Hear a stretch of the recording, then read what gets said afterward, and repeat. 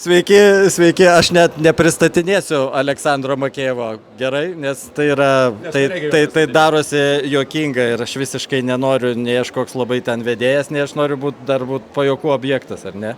Ir mes dar dalinsimės, pristatinėdamas, aš turiu omeny. Kadangi mano akis labai prastos, o Aleksandras su akiniais, bet sakė, kad jo akiniai yra minusiniai, o aš esu pliusinis. Tai jis man padės skaityti klausimus ir mes pabandysim nesusipainiot, kas turi juos atsakyti. Bet aš iš tiesų tai maivaus, nes aš įžiūriu dabar po truputį. Kaip dažnai vartojate, kabutėse, kultūrą sėdėdamas ant sofos? Koks ekranas dažniausiai prieš akis? TV, kompiuterio, projektorius? Geras klausimas. Kultūrą dažniausiai vartoju, kaip bebūtų keista, tai ko gero, pavadinime toj būdelėje, kuri vadinasi VC, pas mane ant palangės yra prikrauta daug knygų, kurias perskaičiau, kurių neperskaičiau, kurias galbūt norėčiau perskaityti. Ir mano ekranas dažniausiai būna knyga. Aš tuo ekranu mes ir taip nuo jų pavargstam, nuo televizijos, nuo reiškia, tų visų planšečių, tų naujų gadžetų. Aš esu oldschoolininkas senas, man turi būti raidės, kurias aš skaitau. Va. Toks būtų trumpas atsakymas. Iš to išplaukiantis klausimas, kiek žmonių gyvena su tavim bute, name, nežinau kur gyveni? Dažniausiai ten, kur aš semiuosi kultūrą, gyvenu vienas, vėlgi ta būdelė ten dviese sėdėti joje nėra labai patogu. O jeigu bendrai paėmus įvairiai, būna tų žmonių nuo, tarkim, 4 iki 40, gali būti vėlgi priklausomai nuo to, kaip aš vartoju kultūrą, ar aš tą kultūrą vėlgi vartodamas duodu kitiems, čia vėlgi koncertai, performansai ir dar kažkas. O kiek tų būdelių yra? Būdelių yra per visą Lietuvą daug ir aš tai vadinu, namuose būdelių. Kuriuose? Tarkim, dirbau Sargų Trakupily, tai ten būdelių buvo ne viena. Štai kaip gyvena mūsų Lietuvos muzikantai. Taip.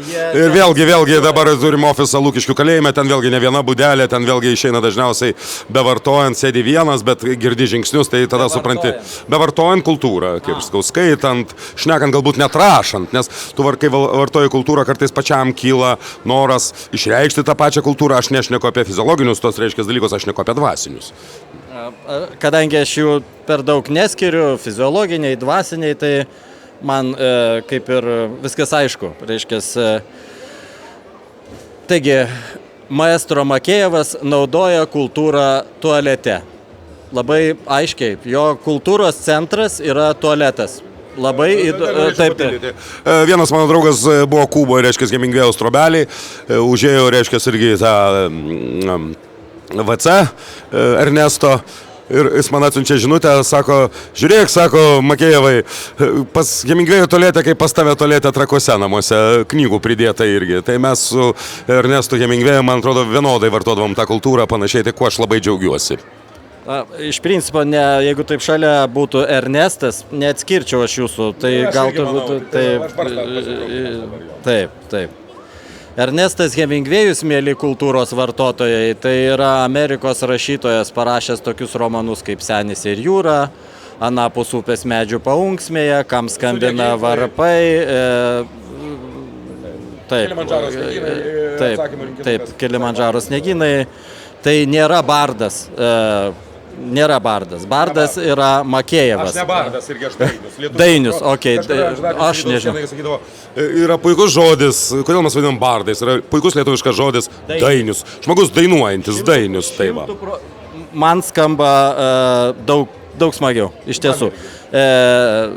Dainius Makejevas. Čia iš principo. Dainius Aleksandras Makejevas. Taip, bet galima Aleksandras, bet apie jau tokius kaip čia, įvykusius žmonės kartais tas vardas kaip ir Kernagis, nesakom Vytautas, ar ne? Tai liuks. Ir toliau aš vėl bandau skaityti, įdomu iš tiesų. Ar būna atvejų, kada labiau džiaugiatės ekranu, nei gyvų susitikimų su kūrėju ar jo darbais? Dažni atvejai. Kokie tie atvejai? Sufleris. Pavyzdžiui, senas filmas, kurio kokybė kino ekrane labai nepasikeis, o galima, kada nori sustabdyti, atsukti ir panašiai. O gal sumontuotas pokalbis su menininku, nei 3 valandos jo susitikime su žiūrovais. O galima aš iš karto? Aš noriu pakomentuoti, nes šitą klausimą aš nevelnio nesupratau, o ką noriu pasakyti, vis tiek gyvas pokalbis yra gyvas pokalbis, o ne sumontuoti filmai, jau ten, taip sakant, kaip čia aš supratau šito klausimo, kad nieko nesuprantu, nes jeigu mes sumontuojam ir nesumontuojam, žiūrim ir nežiūrim, vis tiek geriau susitikti ir paspausti ranką, tai yra žymiai fainiau. Ypač kai ne menininkas ir nieko nerizikuoji, nes kągi iš manęs paimsi. Bet aš noriu paklausti vieno dalyko. Va štai, kaip sakoma, davai čia. Ką tik aš buvau, ne ką tik gal, bet nesvarbu, kad mėtyt pėdas. Spektaklyje ir dabar spektakliuose yra tokia mada. Šiuo atveju beje pakalbėkime apie tai, kas buvo tikras baigtas spektaklis jauno režisieriaus. Ir staiga tas spektaklis, mano kuklė nuomonė ir ne tik mano, totalus nesusipratimas, infantilumo apoteozė, akademiniam dramos teatre, bandykit atspėti, kas norit. Ir staiga aš matau, kad žmonės, neįtin dažnai šiais laikais aš vaikštau į teatrus, bet vis tik nueinu, tikrai ne vieną kartą į metus. Ir staiga aš matau, kad žmonės taip tarsi nežino, bet pirmi keli atsistojo ir už jų stojasi visi ir ploja. Aha, dabar aš sužinojau, kad tai yra tokia kaip ir standartas pasidaręs. Žodžiu, statyk bet ką, vis tiek žiūrovas iš pagarbos tavo atsistos ir pagerbs. Visiškai neseniai vėl buvo toks dalykas, kur buvo parodytas belekas. Ir vėlgi aš matau, kad atsargiai taip lyg tai nesinori stoti, nes tas produktas net Ir staiga žmonės vėl viens kitą padrasindami stoja ir vėl visi ploja ir visi užsiveda ir visiems yra totali sėkmė. Ką duoda menininkui, kaip tu pats žiūri į tokius dalykus? Ką tie menininkam, kur yra lakmuso popierėlis, kur yra pomidorų mėtymas? Kur yra sveikas protas? Aš manau, reikia gražinti tą pomidorų mėtymą. Jeigu pomidorų mėtymą nesigauna, tai turim gražinti obuolių mėtymą.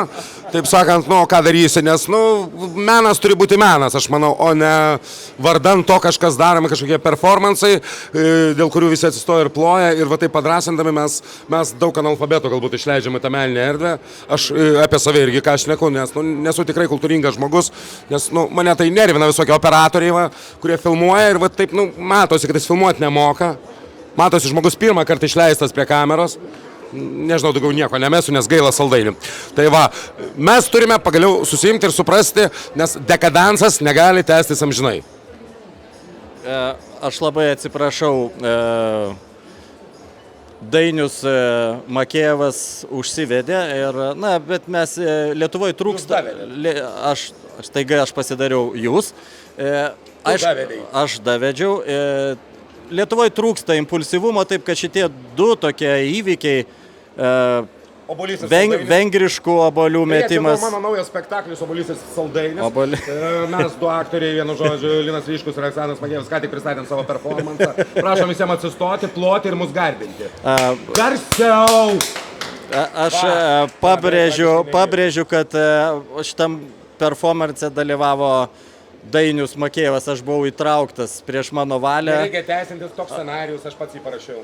Mes susitiksim teisme. Teisme mes susitiksime poryt. Mes susitiksim teisme.